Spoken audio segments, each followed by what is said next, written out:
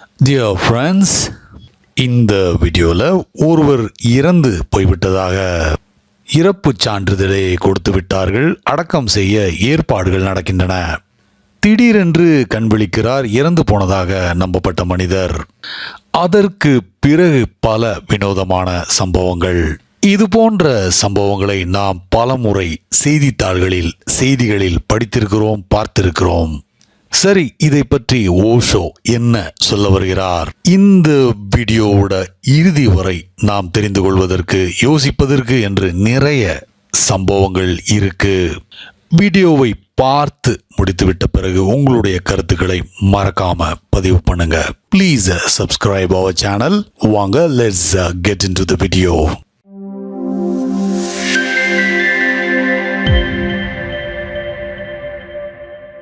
இறந்து விட்டதாக நம்பப்பட்ட மனிதருக்கு அவரை அடக்கம் செய்வதற்கான ஏற்பாடுகள் நடந்து கொண்டிருந்த போது திடீரென்று புத்துயிர் பெற்றது போல கண்விழித்து பார்த்தார் அந்த மனிதர். உடனடியாக எழுந்து உட்கார்ந்தார். தன்னை சுற்றி நடந்து கொண்டிருக்கும் ஏற்பாடுகளை பார்த்ததும் அவருக்கு பயங்கர அதிர்ச்சி. அந்த அதிர்ச்சியில் மயங்கி விழுந்து விட்டார். அவரை சவப்பெட்டிக்குள் வைத்து அடக்கம் செய்வதற்காக கல்லறைக்கு எடுத்து போனார்கள். கூட்டம் கல்லறையை அடைந்ததும் அவருக்கு மீண்டும் சுயநினைவு வந்தது. பெட்டியில் மூடப்பட்டிருந்த பலகையை அகற்றிவிட்டு தனக்கு உதவி செய்யுமாறு கூச்சல் போட்டார். இவருக்கு மீண்டும் உயிர் வருவதற்கு வாய்ப்பில்லையே என்றார்கள் அடக்கம் செய்ய வந்தவர்கள். காரணம், அந்த மனிதர் இறந்து விட்டதாக மிகச்சிறந்த நிபுணர்கள் சான்றிதழ் கொடுத்திருந்தார்கள். நான் உயிரோடு இருக்கிறேன் என்று கதறினார் அந்த மனிதர். அங்கு வந்திருந்தவர்களில் ஒரு நிபுணர், இம்பார்ஷியல் சயின்டிஸ்ட் அண்ட் ஜூரிஸ்ப்ரூடன்ட் என்று மக்கள் மத்தியில் பிரபலமான ஒருவரிடம் முறையிட்டார். எனவே அந்த நிபுணர் துக்கம் அனுசரிப்பவர்களை பார்த்து கொஞ்சம் பொறுங்கள் என்று சொல்லிவிட்டு வந்திருப்பவர்கள் எத்தனை பேர் என்று எண்ண ஆரம்பித்தார். எண்ணி முடித்த பிறகு, இப்போது நாம் எல்லோரும் இறந்து விட்டார் என்று நம்பப்பட்ட மனிதர் கூறியதை கேட்டோம்.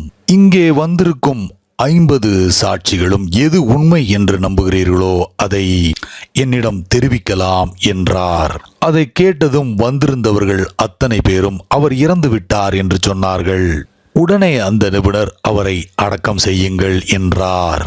அந்த மனிதர் புதைக்கப்பட்டார். மிகச்சிறந்த நிபுணர்கள் அவர் இறந்து விட்டார் என்று சொன்ன பிறகு எப்படி மீண்டும் உயிர் பிழைத்திருக்க வாய்ப்பு இருக்கிறது? மக்கள் தியரிகளை தான் நம்புகிறார்கள், வாழ்க்கையை நம்புவதில்லை. People believe in theories, not in life. இந்த மனிதர் உயிரோடு தான் இருக்கிறார். உதவி கேட்டு கதறவும் செய்கிறார். பட் நோ, அவர்களுடைய கண்கள் தியரிஸ்களாலும் நாலேஜ்களாலும் நிபுணர்கள் அவர் இறந்து விட்டார் என்று கொடுத்த இறப்பு சான்றிதழ்களாலும் மூடி கிடக்கின்றன. அவர்கள் எப்படி தவறிழைக்க முடியும்? இது ஒரு மாயையாகத்தான் இருக்க வேண்டும். ஒருவேளை நமக்கு மாய தோற்றங்கள் எதுவும் தெரிகிறதா? We are hallucinating or maybe this man is hallucinating. அவர் இறந்து விட்டார், ஆனால் இன்னும் இறக்கவில்லை என்று நினைக்கிறார். எங்கே தவறு நடந்திருக்கிறது? எப்படி நிபுணர்கள் தவறு செய்திருக்க முடியும்? இதை கேட்டு சிரிக்க வேண்டாம். காரணம், இது உங்களின் ஆட்டிடியூடும் கூட. வேத நூல்கள் ஒன்று சொல்லியிருக்கும் போது அதை வாழ்க்கை பொய் என்று நிரூபித்தால் நீங்கள் வாழ்க்கை சொல்வதை தள்ளி வைத்துவிட்டு வேத நூல்களையே நம்புவீர்கள்.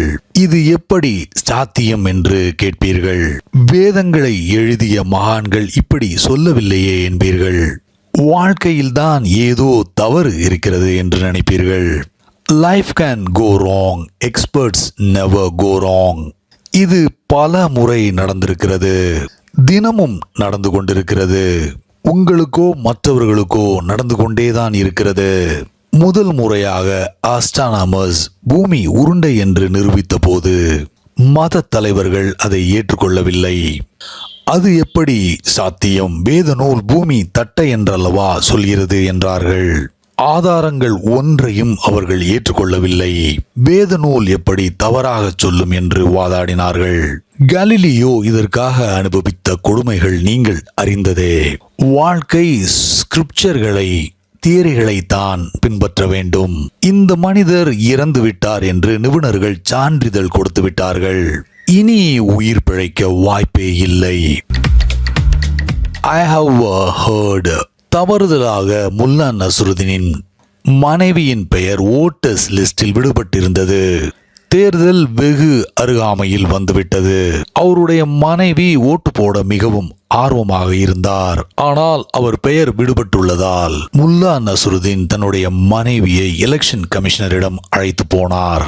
அங்கே சென்று விசாரித்ததில் பெயர் மட்டும் விடுபடவில்லை, அவருடைய மனைவி இறந்து விட்டதாக வேறு குறிப்பிட்டிருந்தது. அப்கோர்ஸ் அவருடைய மனைவிக்கு சரியான கோபம். இதை முல்லா நஸ்ருதீன் பெரிதாக எடுத்துக்கொள்ளவில்லை என்பதால் இன்னும் பயங்கர கோபம். முல்லா நஸ்ருதீனுக்கு எந்த கோபமும் வரவில்லை, பெரிதாக அலட்டிக் கொள்ளவும் இல்லை. நியாயமாக அவருக்கு கோபம் வந்திருக்க வேண்டும். உயிரோடு இருப்பவரை எப்படி இறந்து விட்டார் என்று சொல்லலாம். அவர்களுக்கு என்ன தைரியம்? She was angry. எனவே அவர்கள் கமிஷனரின் அறைக்கு போனார்கள். மனைவி கமிஷனரிடம் இது சரியல்ல, நான் உயிரோடு தான் இருக்கிறேன், வாட் இஸ் திஸ் என்று கோபமாக முறையிட்டார். முல்லா நஸ்ருதீன் மனைவியிடம் கொஞ்சம் பொறு, நீ அதிகாரிகளிடம் சண்டை போட முடியாது, அவர்கள் சொல்வது சரியாக இருக்கும், நிச்சயமாக அவர்களுக்கு நம்மை விட அதிகம் தெரியும், நீ ஒரு முட்டாள் பெண், படிப்பறிவு இல்லாதவள், நீ பெரிய அதிகாரிகளிடம் தர்க்கம் பண்ண முயற்சிக்கிறாயா? அவர்கள் நீ இறந்து விட்டாய் என்று எழுதியிருந்தார்கள் என்றால் நீ இறந்துதான் போயிருக்க வேண்டும். எக்ஸ்பர்ட்ஸ் cannot be wrong என்று சொன்னார். நான் உயிரோடு இருக்கிறேன் என்று கத்தினார் அந்த மனிதர். அண்ட் வாழ்க்கை உங்களை சுற்றி கத்திக் கொண்டிருக்கிறது, நீங்கள் கவனிக்கவே இல்லை. நீங்கள் எக்ஸ்பர்ட்ஸ்களோடு பிஸியாக இருக்கிறீர்கள். நீங்கள் வேத நூல்களை படித்துக் கொண்டே இருக்கிறீர்கள். வாழ்க்கை I am here, look at me என்று பறவைகள் மூலமாகவும் மரங்கள் மூலமாகவும் பாறைகள் மலைகள் மூலமாகவும் மேகங்கள் மூலமாகவும் கத்திக் கொண்டிருக்கிறது. But you are deaf. உங்கள் காதுகள் ஸ்கிரிப்சர்ஸ்களாலும் எக்ஸ்பர்ட்ஸ்களாலும் தியரிட்டிஷியன்ஸ்களாலும் நிரப்பப்பட்டுள்ளது. நீங்கள் புத்தகத்தை படித்துக் கொண்டே போகிறீர்கள், வாழ்க்கையை புத்தகத்தில் தேடுகிறீர்கள். ராமகிருஷ்ணா இதை அடிக்கடி சொல்வார். ராமகிருஷ்ணரின் சீடர் ஒருவரின் மனைவி அவருடைய கணவனிடம் 3-4 வீடுகள் தள்ளி ஒரு வீடு தீப்பிடித்து எரிந்து இரவோடு இரவாக தரைமட்டமாகிவிட்டது என்று சொன்னார். கணவர் நன்கு படித்த மனிதர் உடனடியாக அன்றைய செய்தித்தாளை எடுத்து படிக்க ஆரம்பித்தார். என்ன செய்கிறீர்கள் என்று கேட்டார் மனைவி. அவர் அதற்கு, வீடு உண்மையிலேயே தீப்பற்றி எரிந்து தரைமட்டமாகி இருந்தால் அதை பற்றி செய்தித்தாளில் செய்தி வந்திருக்க வேண்டுமே, அப்படி எதுவும் வரவில்லையே, வீடு எதுவும் எரிந்திருக்காது, அது வெறும் புரளியாகத்தான் இருக்க வேண்டும் என்று சொன்னார். just 3 houses away.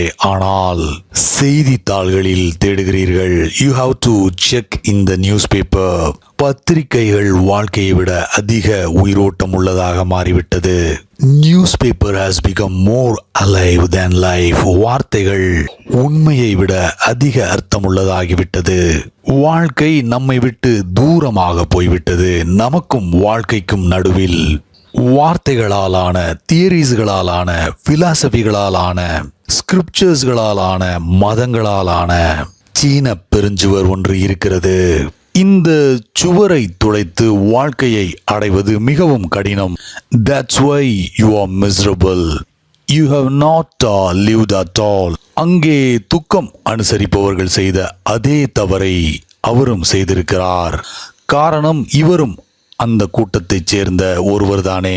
சில நேரங்களில் நான் இந்த கதையை படிக்கும்போது அந்த மனிதரும் தனக்குள் maybe they are right because experts எப்படி தவறிழைப்பார்கள் என்று ஒருவேளை நினைத்திருப்பாரோ என்று நினைத்திருக்கிறேன். Maybe I am deceived. வந்திருக்கும் 50 சாட்சிகளிடமும் நீங்கள் என்ன நினைக்கிறீர்கள் என்று அந்த இம்பார்ஷியல் எக்ஸ்பர்ட் கேட்டார். இப்படித்தான் இம்பார்ஷியலாக நடந்து கொள்ள ஒரே வழி ஓட்டு போட சொல்வதுதான். Take oats. அப்போதுதான் மெஜாரிட்டி சொல்வது எப்போதுமே சரியாக இருக்கும். எது உண்மை என்பது மெஜாரிட்டியை வைத்து தீர்மானிக்கப்படும். இப்படித்தான் உலகம் எக்ஸ்பர்ட்ஸ்களால் வழிநடத்தப்படுகிறது. Truth is to be proved by majority. Majority எப்போதும் பொய்களையே நம்பும். ஏனென்றால் மெஜாரிட்டியில் முட்டாள்களே அதிகம் இருப்பார்கள். Democracy basically is mobocracy. அது வேறு எப்படியும் இருக்க வாய்ப்பே இல்லை. முட்டாள்களிடமே எது சரி யார் சரி என்று கேட்க வேண்டியிருக்கிறது. அண்ட் கூட்டம் எப்போதும் அடுத்தவர் சொல்வதை அப்படியே ஆமோதிக்கும். கூட்டம் குளறுபடிக்கு பெயர் போனது. Mob has no standpoint of its own. ஒருவன் கையை தூக்கினால் மீதி இருப்பவர்கள் அவன் செய்வதை அப்படியே செய்வார்கள். The mob are like sheep. ஆசிரியர் சிறுவன் ஒருவனிடம், அவன் ஆடு மேய்ப்பவரின் மகன் என்பதால், உன்னிடம் 10 ஆடுகள் உள்ளன, 5 ஆடுகள் வேலியை தாண்டி குதித்து விட்டன, மீதி எத்தனை ஆடுகள் இருக்கும் என்று கேட்டார். அதற்கு அந்த சிறுவன், 1 ஆடும் இருக்காது என்று பதில் சொன்னான். ஆசிரியர், என்ன சொல்கிறாய்? இந்த சிறிய கணக்கு கூட உனக்கு தெரியவில்லை? 5 ஆடுகள் குதித்து விட்டன, உன்னிடம் 10 ஆடுகள் இருந்தது, சோ மீதம் எத்தனை இருக்கும் என்று மீண்டும் கேட்டார். அதற்கு அந்த சிறுவன் மீண்டும் 1 ஆடும் இருக்காது என்று பதில் சொன்னான். உடனே ஆசிரியர், உனக்கு கணக்கு தெரியவில்லை என்றார்.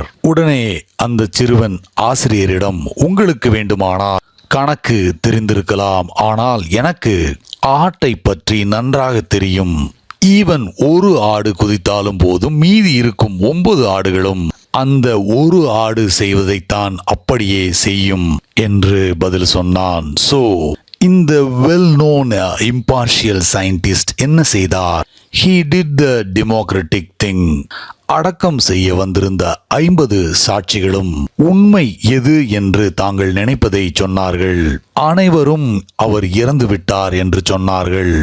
உடனே அவரை புதையுங்கள் என்றார் எக்ஸ்பர்ட். அவரும் புதைக்கப்பட்டார். அண்ட் நீங்கள் புதைக்கப்பட்டீர்கள்.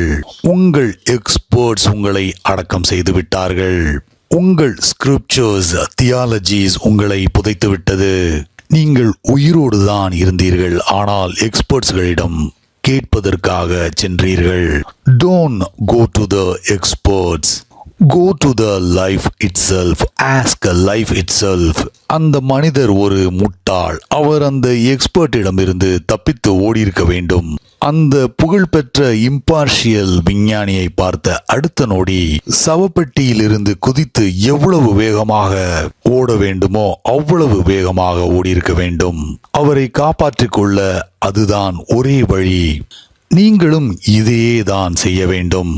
சவப்பெட்டியிலிருந்து குதித்து உங்கள் எக்ஸ்பர்ட்ஸ்களிடமிருந்து எவ்வளவு வேகமாக ஓட முடியுமோ அவ்வளவு வேகமாக ஓட வேண்டும். இல்லாவிட்டால் அவர்கள் உங்களை கொன்று போடுவார்கள். உங்களை ஏற்கனவே கொன்று விட்டார்கள், இனி புதைத்து விடுவார்கள். If you want to be alive, listen to life, not to knowledge. If you want to be alive, listen to your own heart.